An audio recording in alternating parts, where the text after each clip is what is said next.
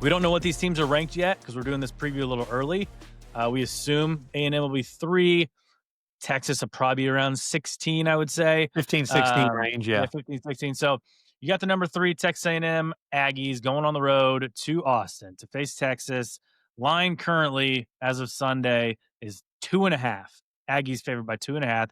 7:30 ABC kickoff.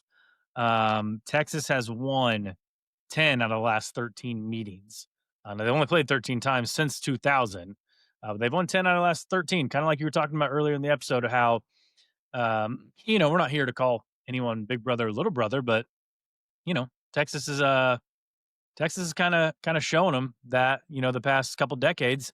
And then obviously, tagging along and moving on to the SEC to kind of puff out their chest a little more and make the SEC championship last year in their first season when A&M hasn't made it yet, making the college football playoff semifinals again last year, really ending their A&M's chances last year in Kyle Field on their home field.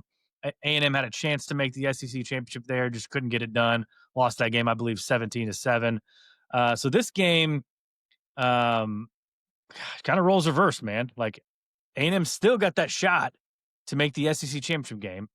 And if Texas beats them, they are going to have to sweat out a lot of results on Saturday to still get in there. But it's an interesting dichotomy. Obviously, you never want to lose your rival, but A&M, they lose to Texas, like they're still in the playoff. Yeah. They may not have to go and play a SEC championship game, and they're probably going to be hosting a game at Kyle Field. Yep. I mean, look, this is the definition of perception versus reality. The perception from the outside world is that Texas A&M is Texas's little brother. Reality is that's not the case. After Texas A&M joined the SEC, they were the definition of what I would call a sleeping giant. And I know Jimbo didn't win a bunch of games there, but when NIL became a thing, Texas A&M flexed that oil money, the Johnny Manziel years, it unlocked it unlocked all of the potential that College Station and Texas A&M, everything that program can be. It unlocked all of that potential. And nobody has truly, though, taken advantage of it until now. And Mike Elko is doing that. This A&M team, man, the talent that they have across the board that they're going to continue to bring in, like you said it earlier this year, man, we'll start on the Texas A&M offensive side of the ball versus the Texas defense. Nobody upgraded a position group better in all of college football than Texas A&M did at the wide receiver position with Casey Concepcion and Mario Craver.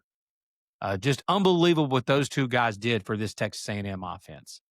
They went from being just big and slow on the outside to now they are literally just the smallest of a crease that they get open. And if Marcel Reed hits them, it's all of a sudden out the gate for a tutty, just constantly. And the way you have to defend them, you can't just attack them at the line of scrimmage and bring all these bodies down to try to stop the run game because you're always going to have the threat. Like what keeps defensive coordinators up at night is the explosive play that can change a game just like that. And then on the other thing is a dual threat quarterback that if you do everything right, you rush the quarterback with Texas's edge rushers. They've got some of the best pass rushers in all of college football. Texas is as good as there is in the country. So is Texas A&M. We'll get to the A&M defense here in a minute. The Texas defense is so good at getting after the passer. But A&M's offensive line, one of the best in the country. They've got a really good running game, and they've got a legit dual threat quarterback in Marcel Reed. So I will say I think Aggie fans and like people that cover Texas A&M would even agree with this. When you get pressure, and Marcel Reed's just like every other quarterback, dude. When you get pressure on him, he's different. If he can't run and you can keep him in the pocket and get pressure on him, he's no way near as good throwing the football. So Texas needs to. It's going to be. I'm interested to see how Pete K, the defensive coordinator there at Texas, man, how they go about like handling the way that they're going to rush Marcel Reed. Because it's almost like for me, like instead of like just selling out and like just going after him, like with everything you got type deal, like you normally would there with Texas with Colin Simmons and Anthony Hill Jr. and Ethan Burke and Trey Moore and that crew and Murad Watson, is rush, but stay in your lanes and keep him kind of contained in the pocket and make him make throws with pressure in his face. If you can do that, Texas has a shot. They have a shot. Because again, we know how Texas is with the run defense. They're as good as there is in college football at stopping the run. They're a really good rush D. Georgia had some success against them running the football, I know, but still, the Texas rush defense is more than likely going into most games. You can count on that area for Texas being a strength and being a part that's going to be tough to penetrate. It's going to be tough to penetrate that Texas rush D. Mhm. So, your thoughts on that with the Texas defense versus the A&M offense and that matchup? Yeah, I mean, they've given up 2.8 yards per carry on the ground, Yeah. Texas And defenses, they were and great last year too. I mean, they've been really good under PK at stopping the run. yeah, and again, that you mentioned that Georgia game, and I think the Dogs just leaned on them there in the fourth quarter, Yeah. and just wouldn't give up. They wouldn't just let up, man. Like they just started churning out 5-6 yards. So A&M gets to do a point like that where they got the lead in the fourth quarter, and they can start doing that with Le'Veon Moss and Reuben Owens and those guys. Uh, Again, I don't know. I was looking for that earlier because we're doing this early. Is Moss healthy? I don't know. I You mean, see anything on that? I don't think he played this past Saturday against Samford. No, he didn't play against South Carolina. So maybe he's back, but still, either way, man, Reuben Owens has been really, really dang good I mean, we've for talked them about down their the running back stretch. room. We've talked about their running back room the entire year. They've got 4 or 5 deep there. I mean, EJ Smith was getting a couple tutties Amari a Daniels couple weeks rushed ago. for Yeah, over 100. Amari Daniels rushed yeah, for over 100 against Samford. This Jamarian Morrow was one that yeah, we didn't talk about at all preseason. He's yeah. another one. I got a buddy of mine that texted me the other day that said, "Bro, A&M's got 5 tailbacks better than anybody at Bama right now." And I said, "Yeah, that's a fact. That is a fact." Yeah, keep going. Sorry. No, I mean, I disagree with you. I think we all like to think it's going to be hard to run against Texas, but again, like you talked about with Marcel Reed, like he can open up a lot of things. And the Yeah. RPO game that they do, I mean, he can open up a lot of stuff. As soon as he keeps it one time and gets 12 yards, doesn't have to be a lot, just 12 yards. Like that just keeps those linebackers frozen for like a split second more. So then when he gives it to Amari Daniels or he gives it to Reuben Owens or whoever they throw back there, really, it's got a chance to go for big play. Or if he wants to keep both. And then you got Craver and Concepcion doing those crossing routes over the backside of the defense. And, we saw how Gunnar Stockton just kind of ripped apart that Texas secondary. Yeah. Yeah, it's if Texas isn't careful here, they can get caught many times. I agree, man, and I agree on that. Like we know that, like Texas's weakness. I'm gonna say weakness on defense the last couple of years.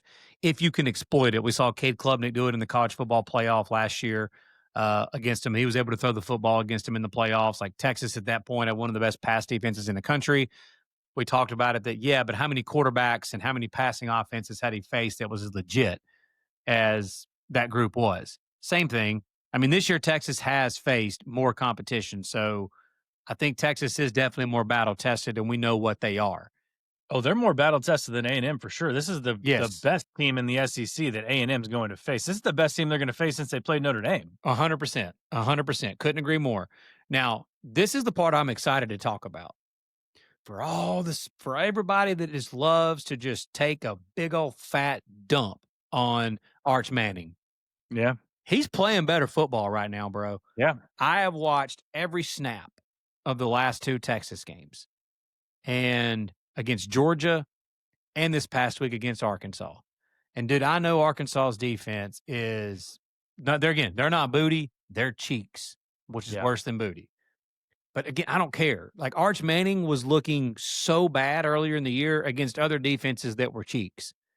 He looks so much better now, bro. So much more comfortable. Like he's going to be really good next year, and everybody in the offseason is going to be scared to actually hype him up because of what happened this past year. We're Yeah, not going to be. yeah. And the dude's playing good football right now, man. He is. He's playing much better ball. Sark has gotten better at calling plays for him, and he's playing and he's doing better. Now, this is going to be a really good defense, man, that he's going against.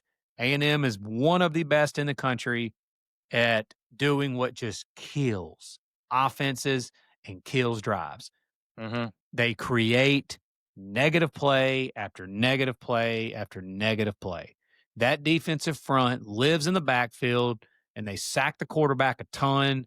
They get tons of tackles for a loss. They're among the leaders in college football in both categories. Cassius Howell is as good as there is in college football, coming off the edge and creating pressure. I mean, dude, unless I'm just not thinking, I don't know that we'll have a matchup all year that's going to have a matchup of better edge rushers than Colin Simmons for Texas and Cassius Howell for A&M, including No. including the college football playoff. Yeah, I mean, I know Ohio State's got some couple of good edge rushers. But yeah, I mean, these two teams have done really well at that Like position. the Cassius Howell and Colin Simmons are going to be mega millionaires in the NFL at getting after the quarterback and rushing the quarterback. So I can't wait to see what each team's plans are to combat that. But we know Texas loves to throw a lot of screens. They lose the screen game a ton. They throw a lot of quick Mhm. passes to try to like offset the other teams having creating pressure against them. So be interesting to see how Mike Elko and that defense for A&M schemes that up. Yeah. Do you think Texas can run the football with Q Wisner and CJ Baxter against this A&M defense? Do you think they can have success? I think they can. A&M gives up 4.1 a carry. It's 53rd in the country.